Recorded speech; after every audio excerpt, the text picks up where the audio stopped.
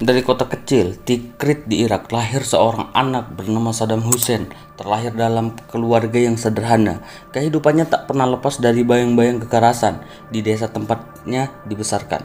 Kekerasan adalah bahasa yang sering terdengar saat masih kecil. Senjata adalah teman setianya, menjadi alat bela diri di tengah pergaulatan antar teman sebayanya. Saddam tumbuh menjadi pemimpin di jalanan sejak usia muda. Pada usia yang baru menginjak 16 tahun, dia sudah menjadi ketua geng jalanan. Dan pada usia baru menginjak 17 tahun, dia terlibat dalam tragedi pembunuhan yang mengantarkannya ke balik jeruji penjara selama 6 bulan. Namun, hal itu tak menghentikan langkahnya. Pada usia 19 tahun, Saddam sudah merencanakan untuk menggulingkan monarki yang berkuasa. Dan pada usia yang baru menginjak 21 tahun, dia melakukan percobaan pembunuhan terhadap Perdana Menteri Irak dengan senapan mesin. Dengan tekad yang kuat dan ambisi yang besar, dia menjadi sosok yang ditakuti dan dihormati. Saddam seorang Islam garis keras, menolak untuk terpengaruh oleh budaya barat. Dia dipermalukan dengan tuduhan menciptakan senjata pemusnah massal oleh Amerika, tuduhan yang sehingga kini belum terbukti kebenarannya. Akibatnya, dia dipenjarakan dan akhirnya dijatuhi hukuman mati.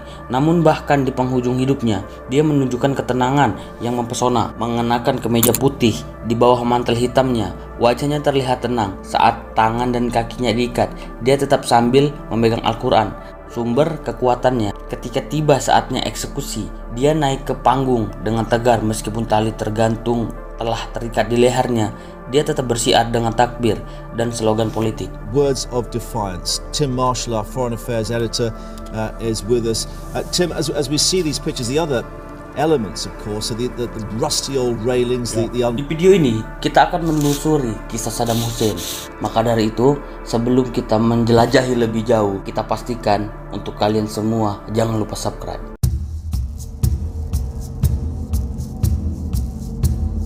Tidak diragukan lagi bahwa kehidupan awal Saddam Hussein adalah penuh dengan tragedi dan tantangan yang membentuk karakternya yang kontroversial.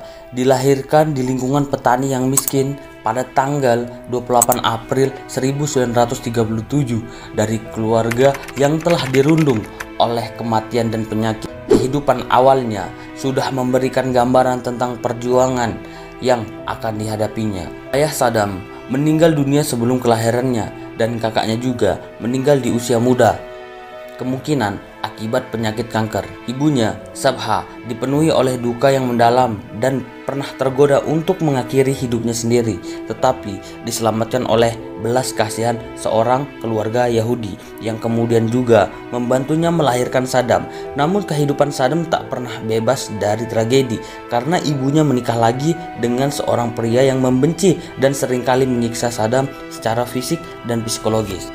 Kehidupan politik Irak pada masa itu juga memberikan pengaruh besar pada diri Saddam. Irak terlibat dalam konflik dengan Britania Raya dan semangat untuk meraih kemerdekaan menjadi semakin kuat. Pada tahun 1958, Irak mengalami perubahan besar dengan penggulingan pemerintah monarki dan bertransformasi menjadi Republik Irak. Pamannya, seorang veteran perang, menyampaikan cerita-cerita heroisme yang memupuk impian Saddam akan kemuliaan dan kejayaannya. Dalam konteks gerakan nasionalis Arab yang sedang menguat, Saddam dipengaruhi oleh semangat pan-Arabisme yang mengusung persatuan budaya dan politik negara Arab. Semua pengalaman dan mimpi ini secara tidak langsung membentuk visi misi dan ambisi Saddam Hussein untuk masa depannya, yang akhirnya membawanya ke jalan yang penuh kontroversi dan akhirnya kejatuhan yang tragis. Saddam Hussein tidak hanya dikenal sebagai seorang pemimpin politik yang kontroversial, tapi juga sebagai sosok yang berusaha menggambarkan dirinya sebagai figur bersejarah yang megah. Dalam upaya untuk memperkuat legitimasinya, ia sering mengidentifikasikan dirinya dengan tokoh-tokoh besar dalam sejarah seperti Raja Nebukadnezar dari Babilonia dan Saladin yang terkenal karena merebut kembali Yerusalem dari tentara Sari. Pemikiran Saddam Hussein yang dipengaruhi oleh pan-Arabisme turut membentuk jalannya politik. Gerakan ini lahir dari keinginan untuk menyatukan dunia Arab dan membebaskannya dari pengaruh asing. Pendirian Liga Arab pada tahun 1945 menjadi tonggak penting dalam gerakan ini, dan gerakan pan-Arabisme terus berlanjut di era modern dengan munculnya tokoh-tokoh seperti Saddam Hussein, Hafiz al-Assad dari Suriah, dan Muhammad Gaddafi dari Libya. Partai Ba'ath yang merupakan kendaraan politik bagi cita-cita pan-Arabisme memainkan peran penting dalam kehidupan politik Saddam.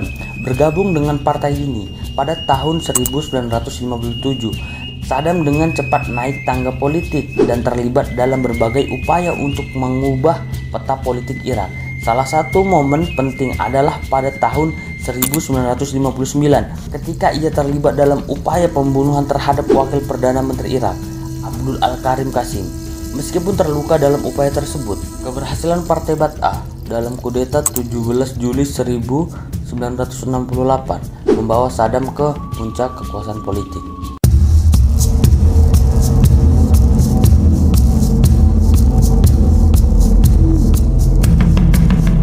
Pada tanggal 16 Juli 1979, Saddam Hussein naik posisi ke posisi paling penting dalam politik Irak, yaitu presiden. Ambisinya meluas jauh dan keinginan untuk menggantikan Mesir sebagai pemimpin dunia Arab yang menonjol, seperti yang dicontohkan oleh Gamal Abdel Nasser. Selain itu, ia berkeinginan untuk memperluas pengaruh Irak hingga ke Teluk Persia. Wabah pan-Arabisme menjadi panggung bagi tokoh-tokoh penerusnya untuk menunjukkan dominasi dan kekuatan. Saddam melihat invasi ke sebuah ladang minyak di Iran pada September 1980 sebagai langkah awal menuju ambisinya tersebut. Namun, perang ini tidak berakhir sesuai harapan, dan gencatan senjata pun disepakati oleh kedua belah pihak pada tahun 1980 sebagai langkah awal menuju ambisinya tersebut. Namun perang ini tidak berakhir sesuai harapan, dan gencatan senjata pun disepakati oleh kedua belah pihak pada tahun 1988. Meskipun begitu, Saddam tetap membangun sektor militer Irak meskipun utang luar negeri semakin membengkak.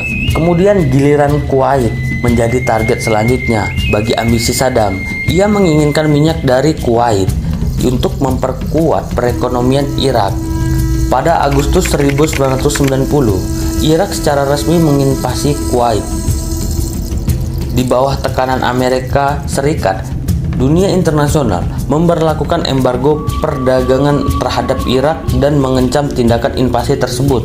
Kritik dan kecaman pun mengalir dari berbagai penjuru dunia.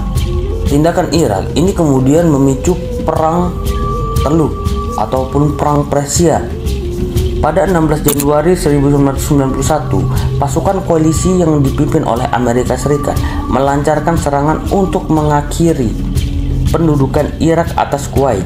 Sebanyak 39 negara bergabung dalam aliansi melawan Irak. Baru pada tanggal 27 Februari 1991, Irak menarik pasukannya dari Kuwait setelah menghadapi serangan darat yang dahsyat dari pasukan koalisi. Namun kekacauan tidak berakhir. Dengan penarikan pasukan Irak, pemberontakan internal dari orang-orang Kurdi meletus dan ditindas dengan kekejaman oleh rejim Saddam, mengakibatkan ribuan korban jiwa dan ratusan ribu orang melarikan diri ke kamp-kamp pengungsi di sepanjang pembatasan utara. Ribuan orang Kurdi yang tak terhitung jumlahnya juga dibunuh atau dipenjarakan, menciptakan luka dan trauma mendalam bangsa Irak.